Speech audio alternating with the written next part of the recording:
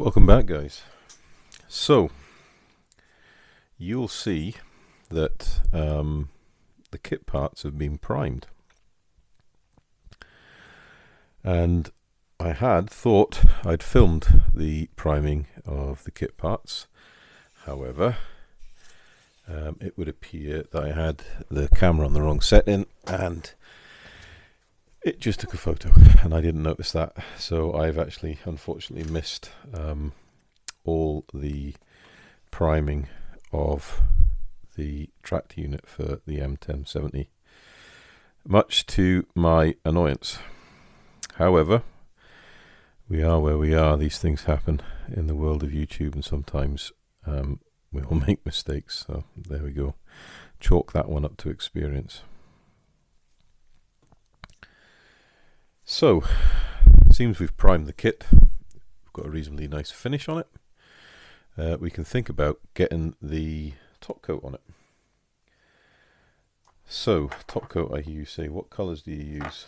Well, I used a 50-50 mix of Wood Deck Tan XF78 and Buff XF57. They're actually very similar colours. If you wanted to make it slightly darker or lighter, then you could use Desert Yellow, which is XF59, and mix that with either Buff, or you could use Deck Tan, straight Deck Tan for a lightening agent. I quite like the Wood Deck Tan and the Buff mix. You can see by the caps that the 50-50 mix will give you that sort of moderate colour between the two, which will be reasonably reminiscent of US desert sand. Now, this is where the Gaahleri airbrush comes, the Gaahleri Mobius-SP comes into its own. And it comes into its own because of the separate jar. So we've got our paints here, and here's our airbrush. So I'll just disconnect the airline. Oh, there is our colour cup, or our paint jar. And this is one of the huge features of this airbrush, is the fact we can actually mix our paint in the paint jar to our liking.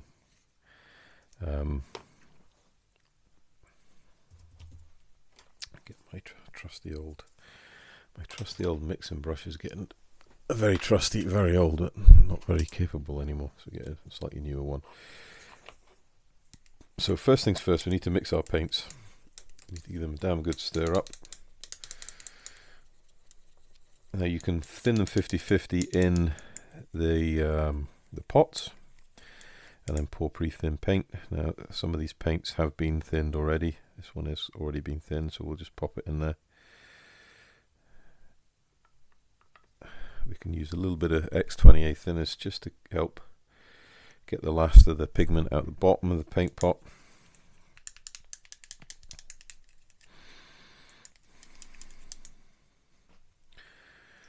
There we go. So that's the bulk of the paint out of there. It's good.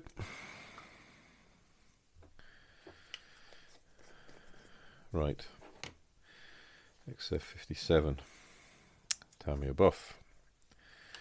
Let me just grab a new piece of kitchen towel, just so we've got something to clean off our stuff when we need it.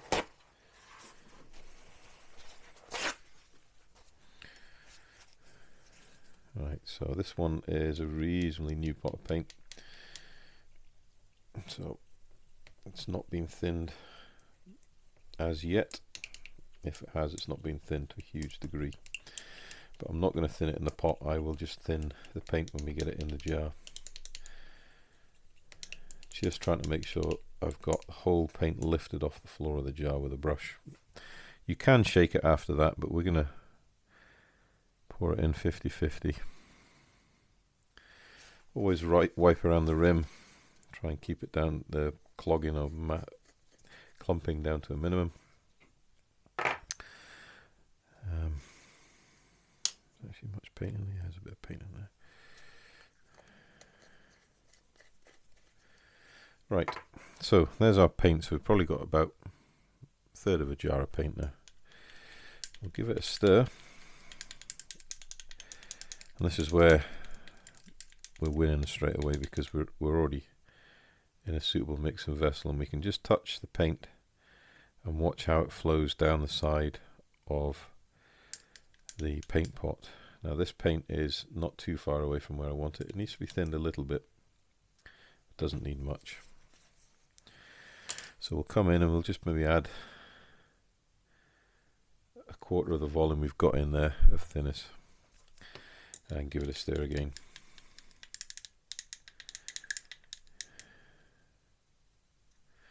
Touch the side. See if I can zoom in so you can see the rough consistency we're looking for. So there's the paint, and you just want to be able to touch the side and see it flow straight away down there. So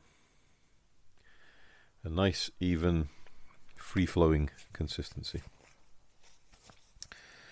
Right, clean off the top rim.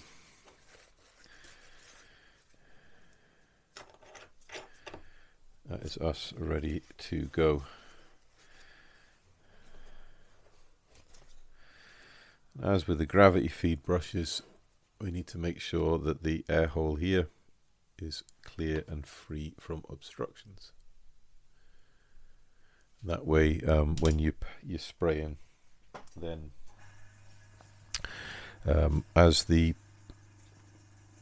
paint has been drawn up through the airbrush, it doesn't create a vacuum in your jar, obstructing the paint flow. So when we're happy the paint is mixed, the jar then gets affixed to the airbrush. Whilst the compressor charges up, we'll just pop the airline on. There we go. Now, what the other thing we can do that helps us greatly with these airbrushes is we can cover the end over, push on for full air, pull back for paint, and this is backflowing the air through the airbrush, and that'll just help give you a final mix of the extra thinners we added in there. So it's very handy. And the other thing to remember when you're stopping painting and you want to take the jar off, you've got to remember that the paint's been drawn up the siphon tube up through and into the nozzle to be dispensed. Well, as soon as you stop spraying, then that is all still filled with paint, so you do really need to go in and just backflow the airbrush to get the air to blow back past the nozzle, push the paint back into the jar and clear the siphon tubes. Otherwise, when you take the jar off, you end up with blobs of paint everywhere, and it could land on your model and you'd be pretty upset. So there's that hint and tip. Now we are wanting to get on and get some paint down, so we can pick parts that are nice and big and flat to start with. And the beauty with the bonnet is we can test on the inside of the bonnet the paint flow, and we can see straight away that that's a perfect mix, because that's flowing in really rather nicely. If you wanted, you could leave the inside of this bonnet green, purely because that's the original colour of these vehicles when they come off the production line most of the time, so it's green. And one thing I didn't think about when I put this white tack on is the fact I'd end up with an unpainted area, and that is fully stuck to that model.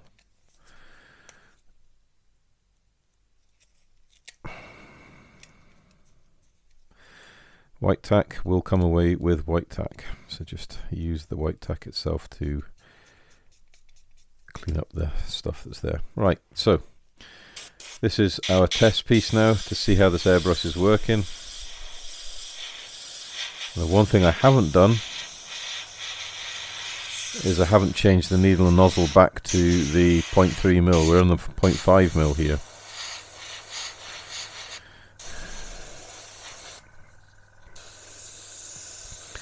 So we're going to be able to easily get some wide area coverage.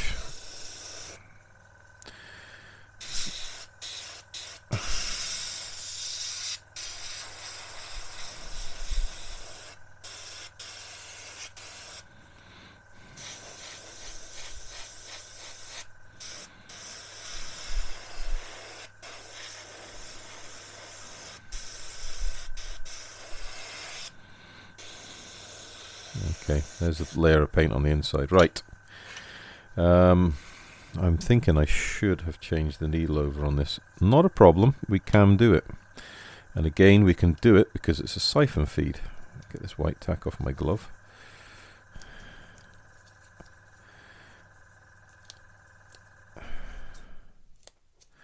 So, because this is a siphon feed, cover the end over, clear the nozzle and needle of paint. So we want to take the tail off, withdraw the needle. You can see the paint on the needle. I'm just going to set the airbrush in a holder. Clean the needle off. Right, so 0.2mm needle here.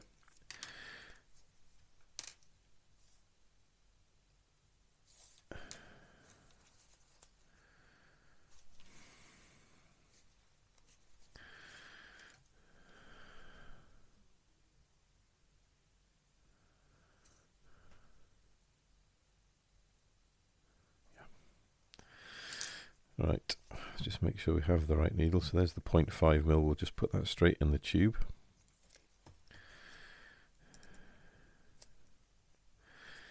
Right, now if you're on a gravity feed airbrush and you came here and with a jar full of paint and took the nozzle off, you'd just be, paint would be spewing out everywhere. Because we're a siphon feed, it isn't. Fantastic. So we've got the air cap and the nozzle, the 0.5mm off, and here's the 0.2, and we just pop that back on. Well, isn't that just an absolute caker? And the needle goes back in, seated in the nozzle, close the chuck, and there we go. Now you can't do that with a gravity feed airbrush if you wanted to change your needle nozzle setup. You can only do that with a siphon feed, purely because we can backflow the paint away from the nozzle assembly, send it back down into the jar, and change over the assemblies. Another tick in the box for this particular product. I'm really, really impressed with how it's performing. Right, now we've got the 0.2, the 0.3 needle nozzle assembly in there. We can get slightly finer work on here. So we can do many different things to paint this, but we want to try and get some sort of tonal variation in here. If you think light's coming down onto the bonnet, we know this is going to be a light area. There's usually darkening around the openings and in the changes of levels in the corners, and that's where we're going to try and concentrate to put shadows. So you want to first spray in the middle, and we can do a lighter form of the marbling.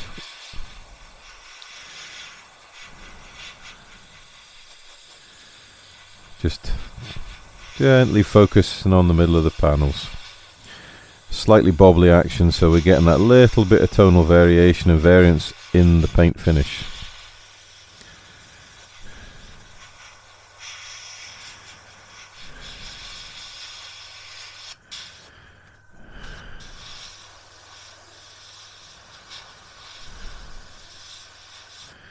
So we're just mapping out the areas where we want the brightest highlight area of the paint.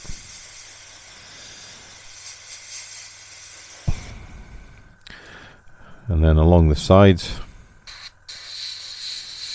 want a little bit of shadow underneath this opening. So just leave that darker and then a little brighter along the top edge. Along here the same.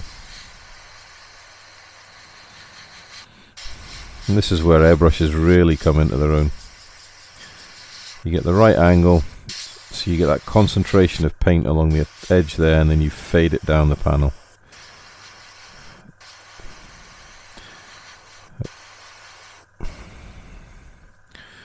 And then we'll go along the front, same idea.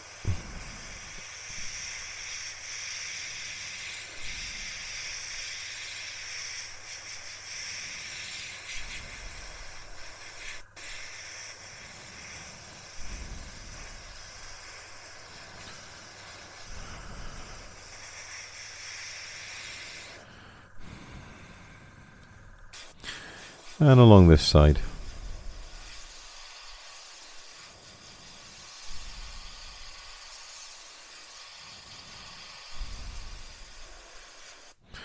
You see we've got that corner of the panel there, so we can kind of put that longer streak down that edge just to highlight that change of panel angle.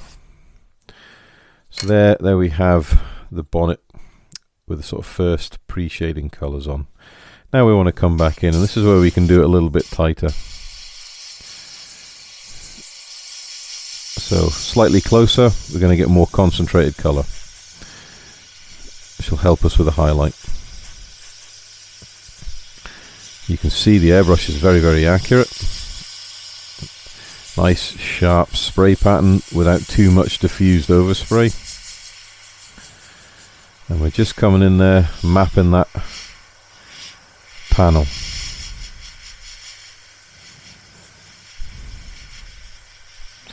And the main thing when you're doing this sort of colour mapping is just the randomness. Don't get caught into that human natural tendency to make order out of disorder. You want that little bit of randomness just to help add realism, because realistically dirt doesn't settle in an even pattern. It's just as random as anything else. There we go. Come back here on the top.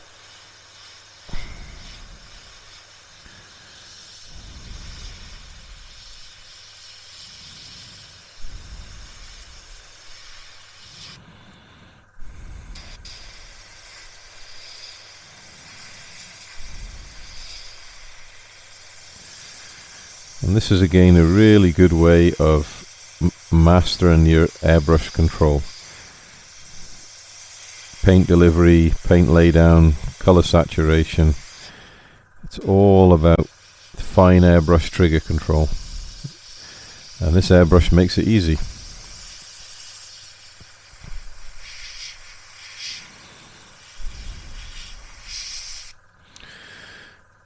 So we return to the sides, and it's the same thing. We just want to highlight where we'd started off to build up that colour saturation. Same here.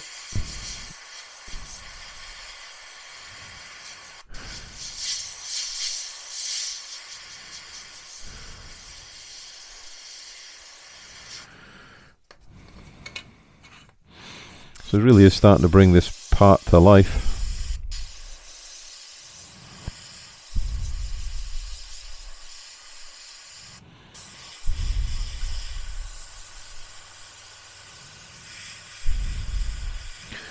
And you can see using the green base colour has given us a very rich top coat colour.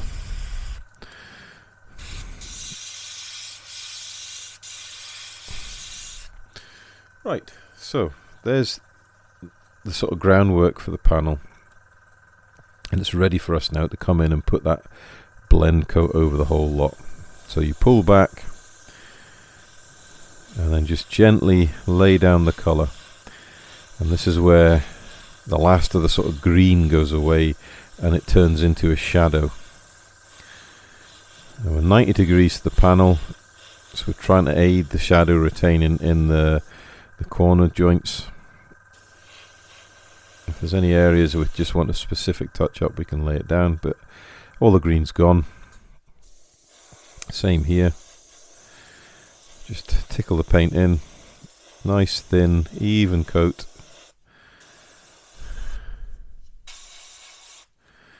And we've got that natural shadow coming through where we laid it in the first instance. Front panel.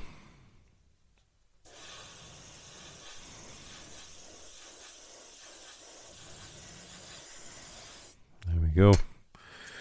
And the side panel.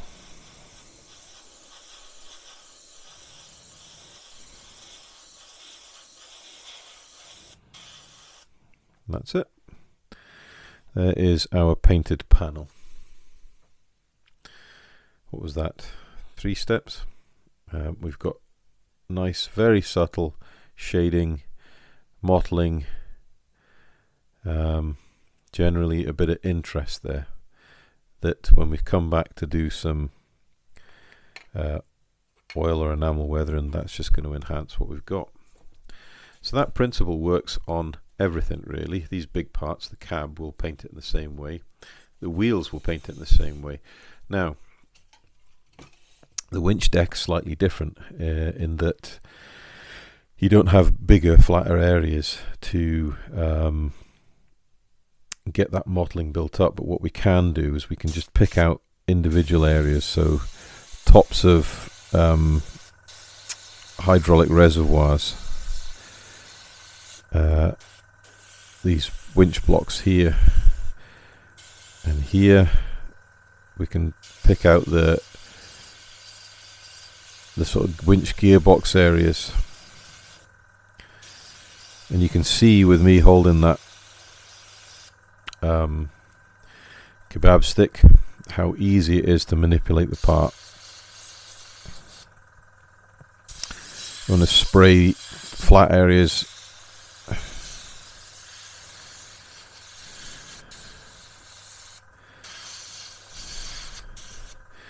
we can spray in here.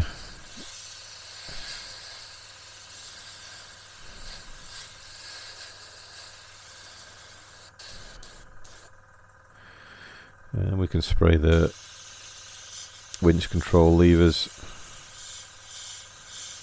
Just spray highlight between them. We can spray the deck area.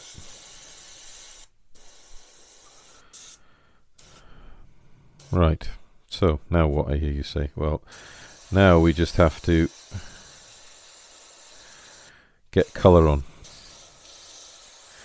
And we want to get that sort of zenithal highlight, so that's where you get that bright, sharp colour on the flat surfaces that are facing towards the sort of sun or the light source area. And then we're not so worried if paint doesn't get to all the surfaces, because where the paint doesn't get, or it doesn't lay a huge layer on, you're going to get natural shadow. So we just come in and just keep that sort of hard 90-degree angle over the surfaces, so we build up that natural shadow coat. In areas where it's too harsh a shadow, you can just gently pull back from a different angle and lay in that paint, and then come back with the original angle just to exacerbate the highlights.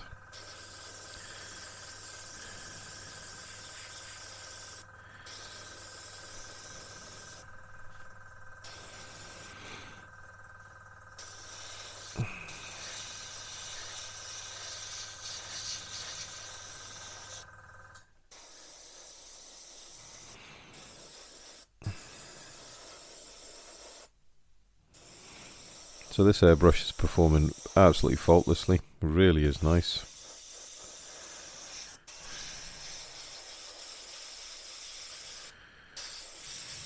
And you can see the part is really starting to take a nice colour. Now the trick with this is just take your time. There's no rush at all.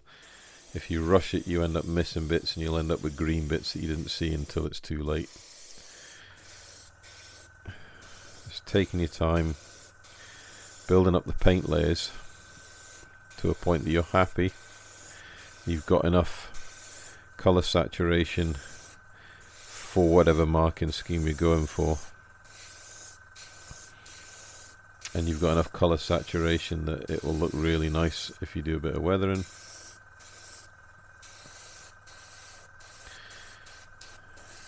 And the thing to remember with vehicles like this is that they will have been green to start with and then oversprayed with desert sand, so there probably will be areas that don't get hit with paint, you know.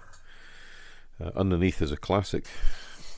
You know, there's only so much a soldier with a spray gun can reach.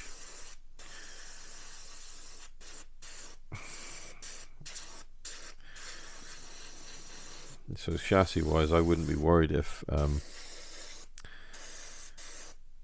there was areas that were green or slightly greener.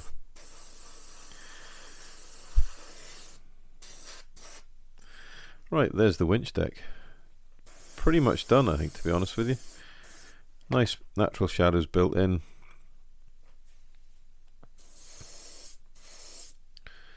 Nice overall paint finish. No glaringly green areas. And no glaringly plastic areas either. Okay, so the next thing will be we'll paint a quick wheels.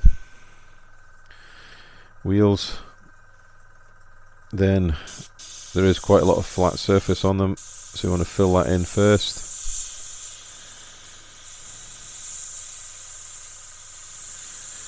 I'll leave that centerpiece, and then a little dust over, and then you want to just spray the rims. Again, godsend for being on the kebab stick. Makes life so much easier. Give it a dust over, and there we go. Hopefully you can see that we've got a nicely modulated wheel. The cab, focal point of the build, so we want to pay a bit of attention to it. The areas that are going to catch light will be these raised ribs in the roof, so we can come in here and we'll paint them first.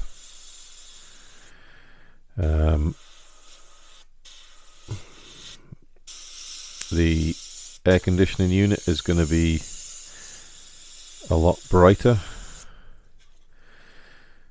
It's raised up above the roof surface.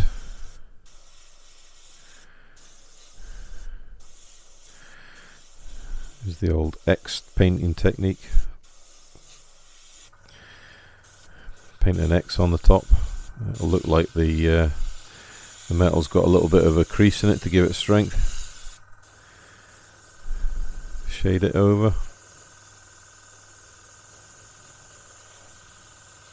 There you go, you got that mottled colour. If you don't like it, add a bit more paint until it gets the colour you do like. The sides here on the roof, the beveled edge, so you want to paint the joint there and paint roughly along the crease, because that's going to be the brightest point of the roof, because it's going to catch the most light. And then just working down from that crease to the guttering, just spray a little mottled coat down. Same again this side.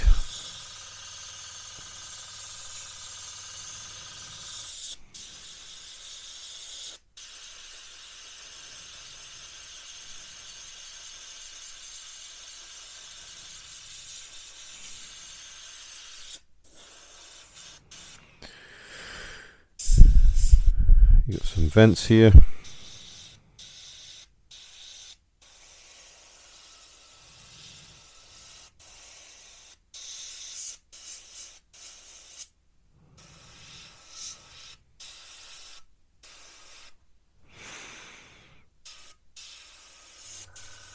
Go in for a second treatment of the raised ribs. Want to get that highlight really cemented in.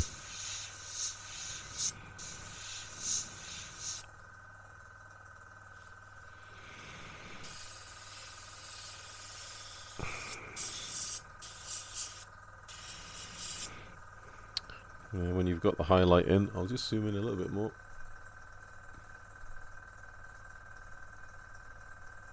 There we go. So when you've got those ribs highlighted, we can then come back in and just feather in the paint. And you can see it's a beautiful thin translucent layer that's going down. A very, very delicate way of putting paint down. Make sure we spray under the edges of this air conditioning unit. We can leave a little shadow there because there would normally be a shadow. Then we come back in for a second coat. We'll give it slightly more paint.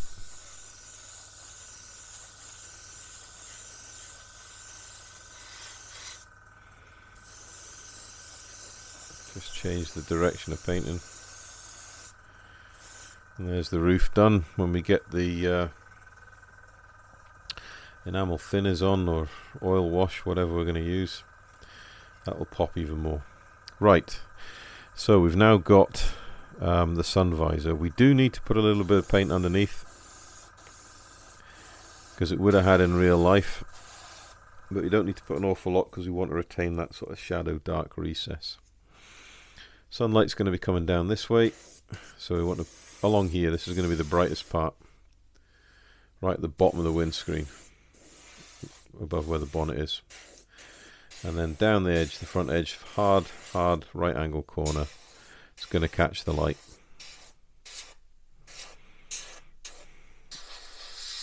Just put a light shading in with the windscreen underneath the visor. Got the brux of the colour here on the front.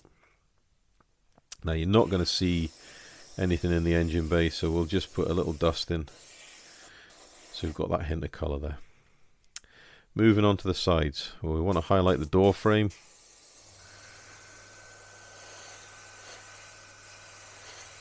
And along the top, we've got a handle there, and a window there. We want to leave a little bit of shadow underneath it.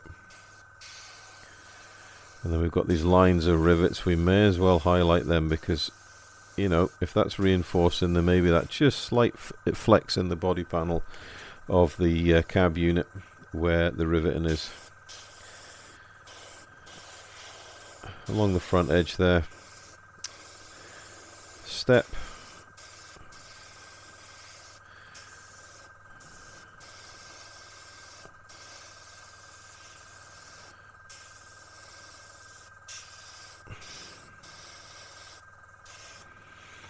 right where the window is, along that rivet line there, around the edge of the door. We've got the wing mirrors. We can just come from a slight top down angle to get that sort of zenithal highlight.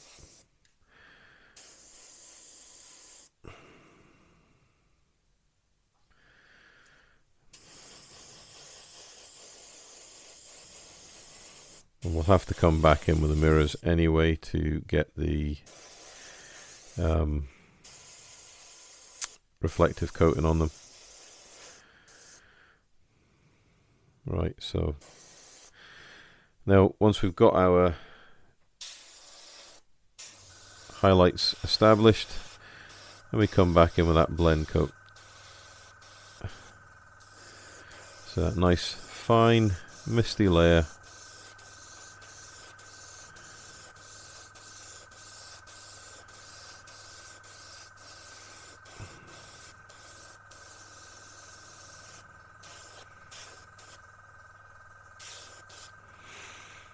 And that gives you a nice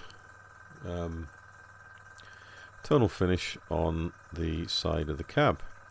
The back is exactly the same. I'm going to highlight these joints here. Okay, we've got a rivet line going across the back, down the edges, got a diagonal line here and here, right along the bottom.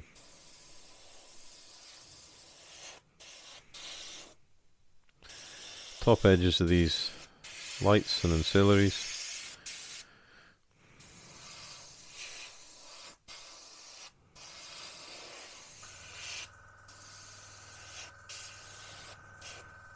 Right.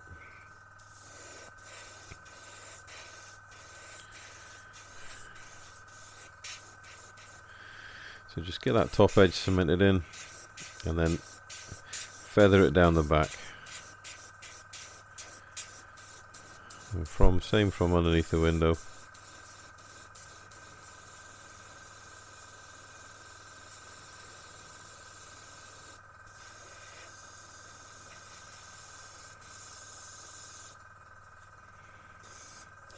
And just lightly feather in. There you go, bit of tonal variation. So just make sure things like lights and stuff that you get all the angles done. My super glue has just given up on me, so we'll just have to hold this part. It's alright, we can do that. So we've got a dusting to put on the underside. We need to paint the exhaust as well.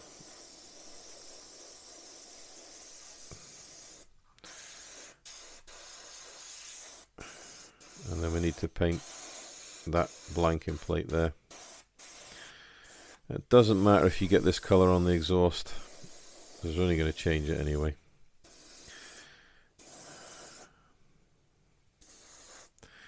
Right, so I basically have one side of that to do, the wheels to do, and then we've got the chassis to do. Now the chassis, I'm just going to paint that sort of straight down view.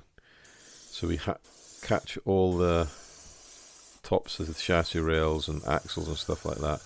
I want to try and retain shadow in the work to help aid the enamel washes when we come in to do them. So we're trying to get that kind of zenithal highlight, which will then be completely reinforced with the washes after.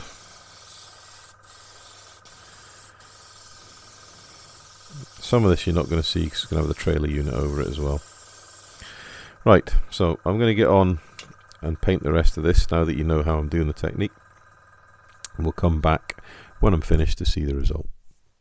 Back shortly. Right, welcome back, and we've got the brush of the painting done. Note to self, these rear mud guards are very fragile and easily manipulated. So I've actually just got to paint the back of one of these mud guards, mud flaps even.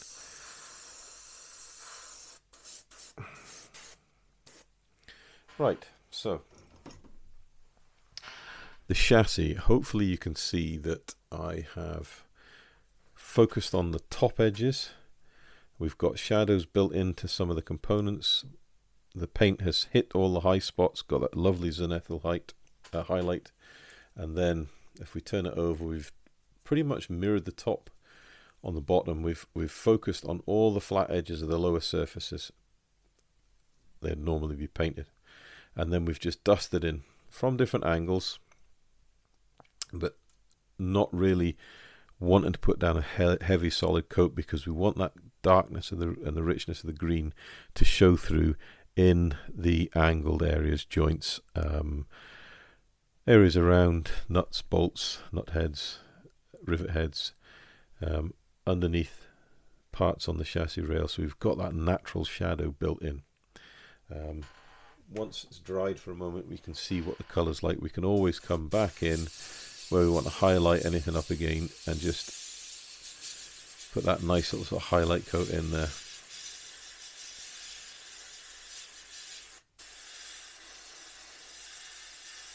Very easy to do. Very, very easy to do. And when you're working with that light colour over dark, then it's dead easy to make the adjustments you want. You know, same here on the front sort of cross member bumper. Just come in there and build up whilst leaving a little bit of shadow on the bottom. You know, underneath the lights, just tone back the shadow there.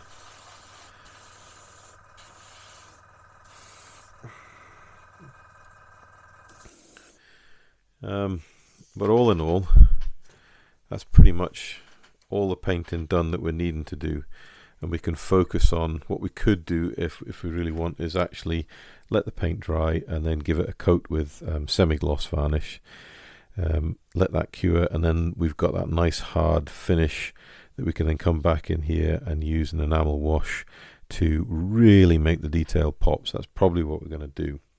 I've still got the wheels to paint.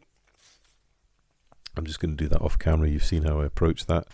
But that's basically the color coat laid down to a point that we can now, like I said, seal it, and then we can start doing the weathering washes to start bringing the detail out. Now, what I probably will do is get this to the point where we've sealed it and maybe put the first weathering wash down, let that cure off, and then we can set it to one side, because we don't want to do too much dissimilar weathering on the cab unit to the trailer unit.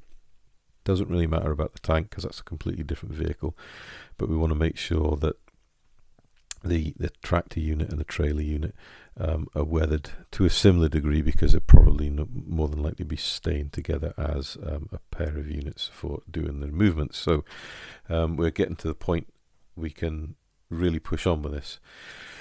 So in the next episode, what we'll do is I'll just off camera put varnish on this, let it dry off, and then in the next episode we'll come back in and we'll look at how we can put that first initial wash on to highlight all the details on these parts, and then actually get them put together permanently with glue, so we've actually got a solid tractor unit, although I won't remove any of the paint masks purely because there'll be more weathering to go after that.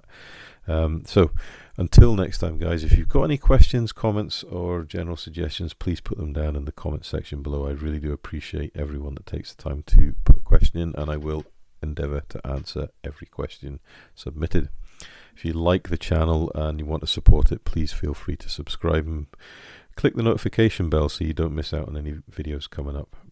Till next time, guys, stay safe and happy modelling. Cheers, bye.